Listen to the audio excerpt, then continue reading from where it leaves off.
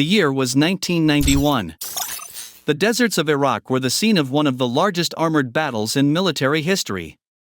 Behind the sandstorm and pitch-black darkness, Soviet-made T-72 tanks lay in wait. The Iraqi crews thought they were safe. After all, visibility was nearly zero. But they were wrong.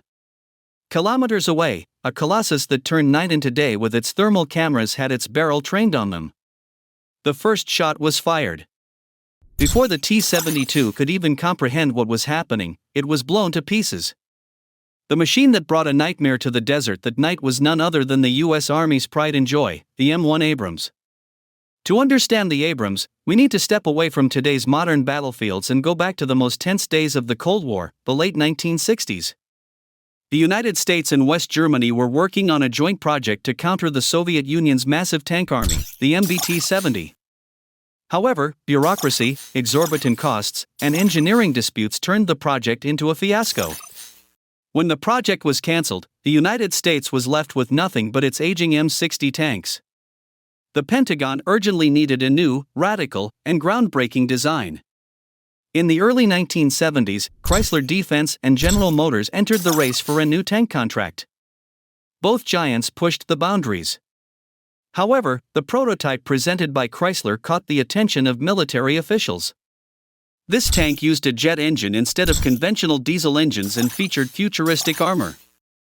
The tank was named after Creighton Abrams, the legendary general of the Vietnam War. When the first M1 Abrams rolled off the assembly line in 1980, it marked the beginning of a new chapter in the history of armored warfare. The M1 Abrams was not simply a model created by adding modifications to older tanks. It was designed entirely from scratch, in accordance with a new combat doctrine. The thicker armor, heavier tank philosophy that had prevailed since World War II was now a thing of the past.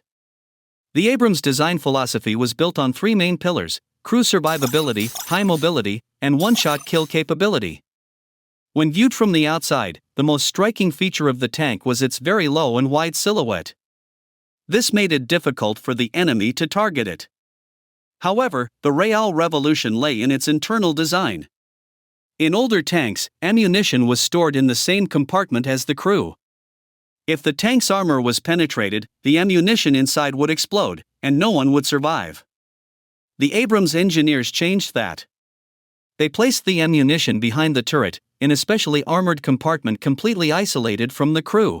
If the tank took a hit and the ammunition exploded, the energy from the blast was directed upward, not inward, thanks to the blowout panels on top of the turret. This way, even if the tank was rendered inoperable, the four soldiers inside could walk away from the scene. This approach, which prioritized human life over the machine, was the most significant engineering distinction that set the Abrams apart from its Soviet rivals of the time. Let's summarize the Abrams' immense size with some hard numbers. Total length, including barrel, 9.7 meters. Width, 3.6 meters. Height, 2.4 meters. Weight: this steel behemoth, which weighed 60 metric tons in the early models, has reached a full 66.8 metric tons in the modern M1A2 Abrams V3 version. Maximum speed: despite this massive weight, it can reach 48 km per hour off-road and 67 km per hour on flat asphalt. When the speed limiter is disengaged, the jet engine propels the tank to over 72 km per hour. In short, what we have here is not just a heavy armored vehicle, it's an accelerated fortress that pushes the limits of physics. Let's talk about this behemoth's armor and structure. The first Abrams tanks were equipped with a 105mm gun, but this might not have been sufficient to penetrate Soviet armor. For this reason, starting with the M1A1 version, the tank switched to a 120mm smoothbore gun designed by the German company Rheinmetall.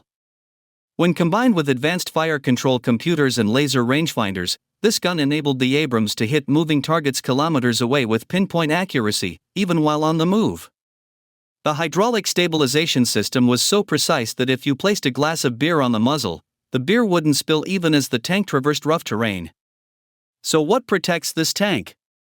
The Abrams was built using British Chobham armor technology, which is based on a secret formula. The composite armor consisted of layers of steel, ceramic, and plastic. In the years that followed, just before the Gulf War, layers of depleted uranium were added to this armor. This material, which is many times denser than steel, transformed the tank into a nearly impenetrable fortress.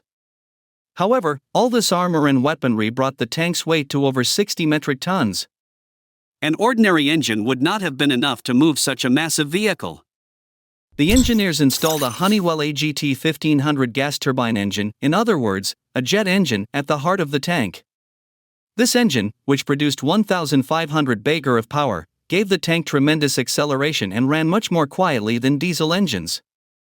That's why it was nicknamed Whispering Death in military circles.